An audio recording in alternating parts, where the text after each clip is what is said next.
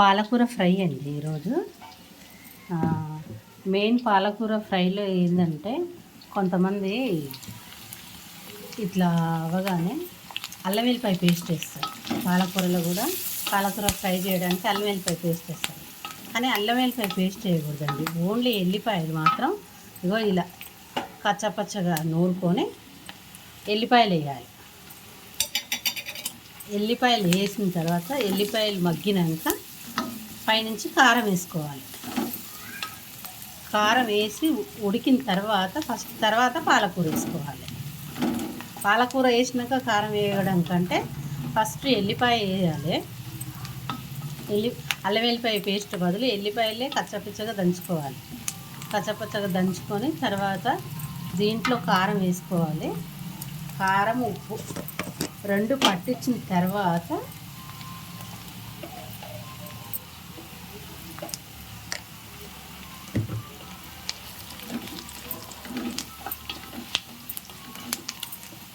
కారం ఉప్పు పట్టించిన తర్వాత పాలకూర వేసుకోవాలి.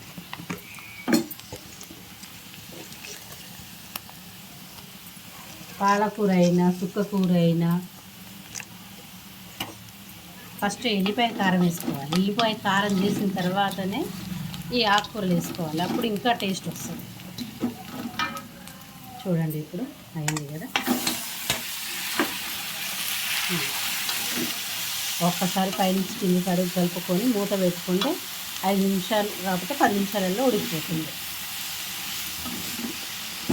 ఉడికినాక మూత పెట్టుకోవాలి. ఉడికినాక మూత పెట్టుకొని తర్వాత మూత తీసేయాలండి.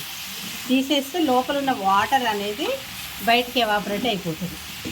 ముఖ్యంగా ఏంటంటే పాలకూరలనే కొంచెం ఉప్పు పర్సెంట్ ఉంటుంది కాబట్టి ఉప్పు మనం వేసుకునేటప్పుడు కొంచెం తక్కువ వేసుకోవాలి. పాలకూర మొత్తం ఉడికిందాక మూత పెట్టి తర్వాత తీసేయమనుకోండి, అది పాలకూర ఫ్రై కాకుండా కింద నీళ్ళు అవుతుంది అన్నట్టు. ఉడికిందాక మూత పెట్టుకొని ఉడికిన తర్వాత మూత తీసేసి మళ్ళీ ఒక 5 నిమిషాలు ఉంచాలి. అప్పుడు పాలకూర ఫ్రై అవుతుంది.